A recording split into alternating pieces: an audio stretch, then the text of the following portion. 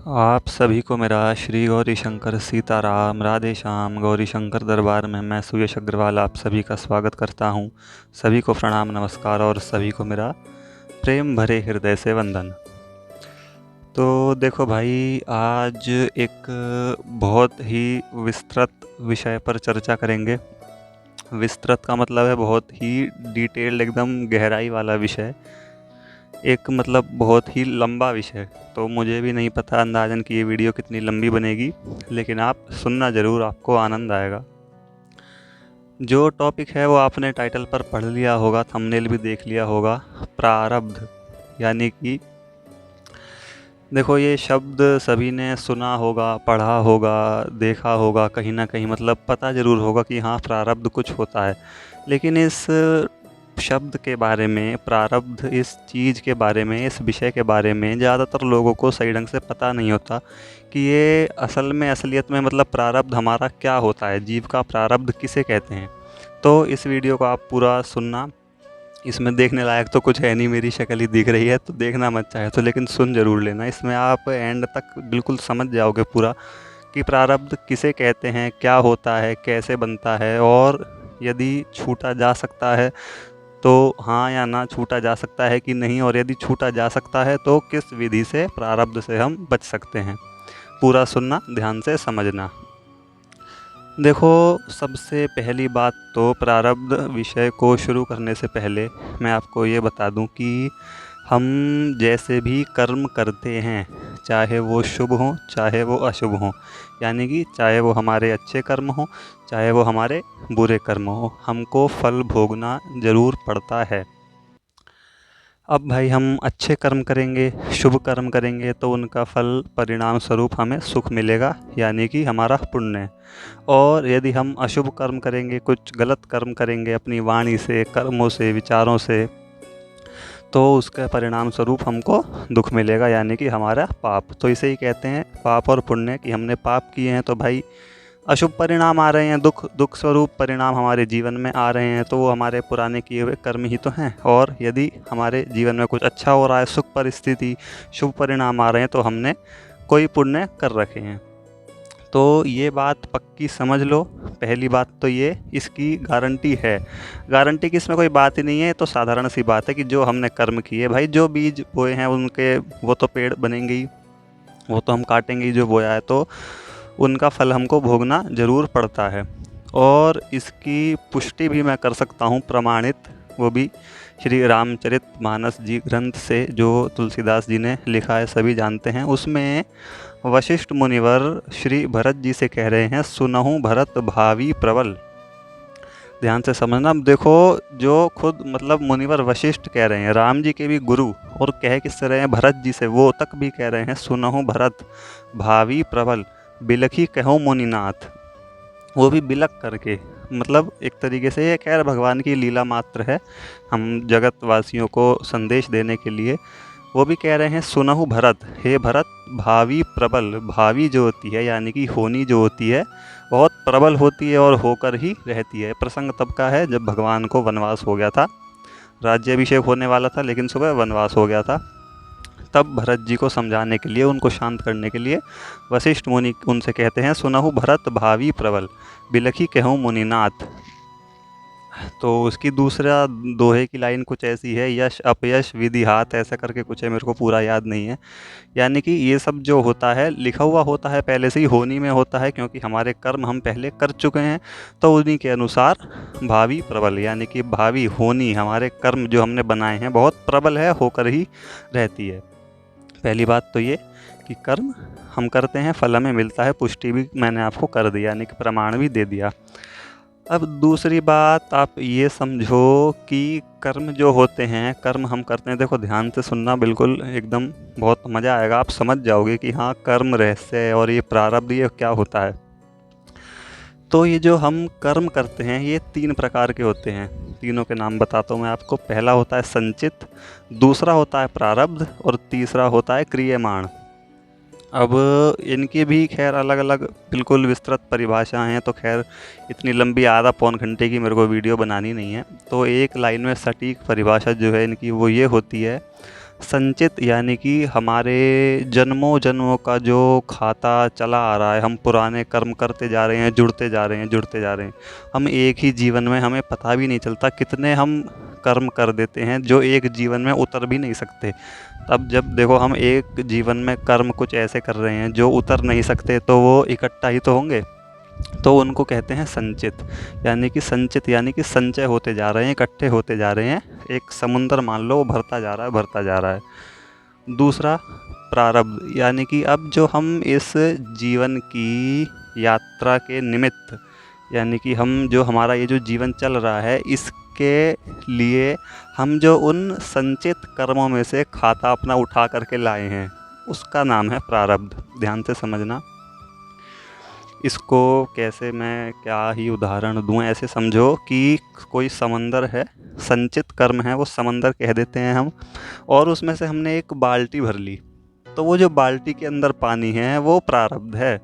उसको कहते हैं प्रारब्ध, कि हमने जो अपने पुराने मतलब संचित कर्मों में से इस जीवन के लिए जो कर्म उठाए हैं, कि हाँ हमें इस जीवन में ये वाले कर्म पक गए हैं भाई, इनका फल मिलने वाला, तो वो जो फल अब मिलेगा उन संचित में से, खाते में से हमने कुछ अकाउंट में से अपने कुछ पैसे निकाल लिए, तो वो प्रारब्ध है, उसको कहते हैं।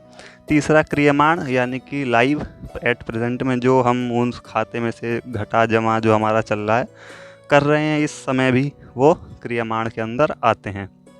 तो कर्म हो गए, फल हमें मिलता है ज़रूर। कर्म के 3 प्रकार होते हैं, संचित, प्रारब्ध और क्रियमाण। मैंने आपको तीनों बता दिए। अब बात आती है, विषय है प्रारब्ध का। तो भाई देखो, प्रारब्ध से बचा तो जा सकता ही नहीं है। आप ध्यान से बिल्कुल इसको गहराई से बिल्कुल एकदम कंसंट्रेट होकर के सुनोगे जो मैं कह रहा हूँ, शायद मैं समझा पाऊँ अपने भाव, तो आप समझ जाओगे कि बचा नहीं जा सकता। वो कैसे? क्योंकि ये शरीर हमें बाद में मिला है, प्रारब्ध पहले बन गया है भाई। इस शरीर का आधार ही हमारा प्रारब्ध है।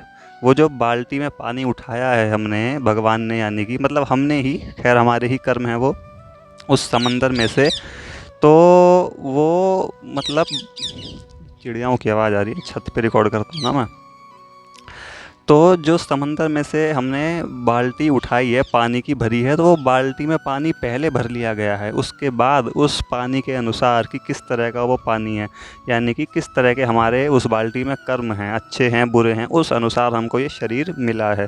तो अब जितना जीवन की पहली सांस से लेकर के मृत्यु की अंतिम सांस तक वह पानी एक तरीके से मानो हमारे ऊपर गिरता ही रहेगा निरंतर, क्योंकि उसी के अनुसार तो हमें ये मिला है। तो हम बच कैसे सकते हैं जब हमारा आधार ही हमारे पुराने कर्म हैं?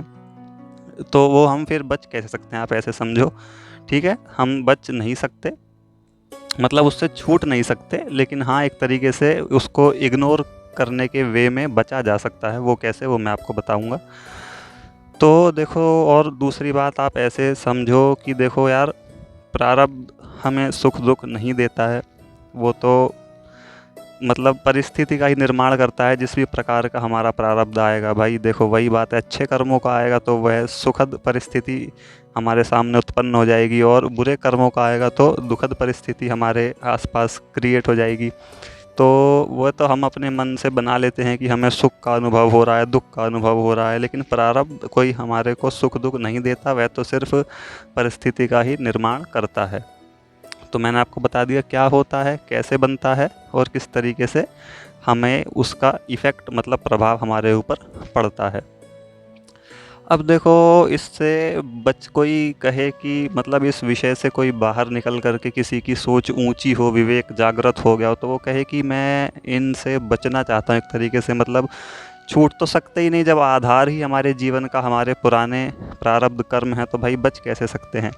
लेकिन इस चीज़ में से निकलना चाहता हूँ। तो देखो, जिस रामचरितमानस में यह आया है, सुनहु भरत भावी प्रबल, उसी श्री रामचरितमानस जी में यह भी आया है कि भावे हुमेट सकहीं त्रिपुरारी। ध्यान से सुनना, बड़े काम की बात है, बड़ा गहराई वाला विषय है ये, पता नहीं मैं समझा पा रहा हूँ कि नहीं।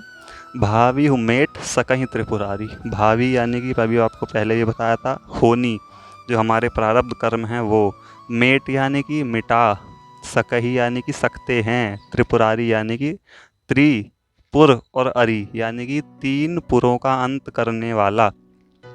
तीन पुरों का अंत करने वाला ये वो वाला तीन पुर नहीं है जो मतलब भगवान शंकर जी ने तीनों का अंत किया था। यहाँ पर जीव और परमात्मा के विषय में बात हो रही है।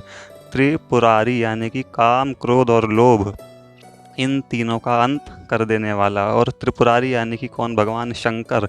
भगवान शंकर कौन है? उसी रामचरितमानस में फिर भगवान शंकर का स्वरूप भी बताया गया है। वंदे बोधमयम नित्यम शंकर गुरु रूपिणम। ध्यान से सुनना, समझना। गुरु स्वरूप भगवान शंकर, तीन पुरों का अंत कर देने वाले, यानी कि भावी उमेट सकहीं त्रिपुरारी। हमको भावी से कौन बचा सकता है, कौन मिटा सकता है हमारे प्रारब्ध कर्म? हमारे श्री सद्गुरुदेव भगवान। सार बात ये है। अब देखो वो किस तरीके से बचा सकते हैं, बचाने का क्या मतलब यहाँ पर आशय है कि हम यदि किसी भी प्रकार हमारे अपने श्री सद्गुरुदेव भगवान को प्रसन्न कर लें किसी भी विधि से, मतलब विधि क्या होती है? देखो भाव ही होते हैं। हम अपने गुरु के प्रति पूर्ण श्रद्धा, अटल विश्वास, उनके वचनों को एकदम मंत्र की तरह मान करके उनकी एकदम अचल सेवा कर रहे हैं। तो जब हमारे श्री सद्गुरुदेव भगवान, जो कि स्वयं साक्षात शंकर स्वरूप हैं, आया है, प्रमाणित है, वंदे बोधमयम नित्यम शंकर गुरु रूपिणम, भगवान शंकर ही हमारे सद्गुरुदेव के रूप में अवतरित होते हैं। तो वो जो ध्यान से समझना, जैसे बाल्टी वाला उदाहरण मैंने दिया था, हमारा ये शरीर है। अब इसके ऊपर हमारे ऊपर निरंतर उस बाल्टी का पानी जो है, यानी कि हमारा कर्म स्वरूप हमारे ऊपर गिरता जा रहा है, गिरता जा रहा है, क्योंकि भाई उसी के अनुसार हमें ये मिला है, तो वो गिरना निश्चित ही है। तो वो अपनी कृपा का अपने शिष्य के ऊपर हाथ रखते हैं, अपनी कृपा का। तो एक तरीके से मान लो कैसे बचा जा सकता है हमारे ऊपर उनकी कृपा का, उनके हस्त कमल का कवच बन जाता है। तो वो पानी तो गिरेगा, ये तो निश्चित है, पानी को हम गिरने से नहीं रोक सकते, यानी कि प्रारब्ध तो हमारे सामने आएगा, हम उसको रोक नहीं सकते। जब वो कवच बन जाएगा तो जीव का विवेक जागृत हो जाता है। तो सुखद या दुखद कैसी भी परिस्थिति बने, सुख या दुख का अनुभव हमको नहीं होता। जीव जो है, जीवात्मा जो है, मनुष्य जो है, वो फिर एकदम जैसे कहते हैं ना, न्यूट्रल, एकदम शून्य स्थिति में भगवान की तरफ अग्रसर हो जाता है। प्रारब्ध कर्म उसका जैसा भी आए उसको अनुभव नहीं होता। और उस परिस्थिति में क्या होता है, फिर संचित जो हैं वो खत्म होते चले जाते हैं, प्रारब्ध जो है वो निकलता चला जाता है, और क्रियामाण यानी कि जो चल रहे हैं उनमें बुरे आचरण, बुरे कर्म होने बंद हो जाते हैं। तो धीरे धीरे ऐसा करते करते जीव जो है कर्म बंधनों से मुक्त हो जाता है। तरीका यही है, भावी उमेट सकहीं त्रिपुरारी। ये एक ही चौपाई आई है। देखो कर्म बंधन, प्रारब्ध कर्म जो है, इनसे मुक्त होने के लिए बस ये एक ही तरीका है। इससे पहले ना तो कोई उपाय था, ना कोई है, ना होने की संभावना है। क्योंकि एट प्रेजेंट में भी, लाइव में भी हमसे कर्म कुछ ना कुछ होते ही रहते हैं। देखो कर्म बनते ही रहते हैं, और पाप भी बनते हैं, पुण्य भी बनते हैं। तो भाई ये तो संचित होते ही चले जाएंगे ना, होते ही चले जाएंगे, रुकेंगे कैसे? ऐसा तो है नहीं हम कर्मों से छूट तो सकते ही नहीं, करने ही पड़ेंगे अवश्य। उठने से लेकर के रात तक दिनचर्या हमारी जो भी होती है उसमें कर्म करने ही पड़ते हैं हमको। तो बचने का यही तरीका है, एकदम निष्कपट हो करके सद्गुरुदेव भगवान का आश्रय, क्योंकि वही आया है, भावी उमेट सकहीं त्रिपुरारी, वही मेट सकते हैं और कोई नहीं। त्रिपुरारी से मतलब है यहाँ पर भगवान शंकर, और भगवान शंकर से मतलब है हमारे सद्गुरुदेव भगवान, यानी कि हमारे गुरु, जीव के आध्यात्मिक गुरु।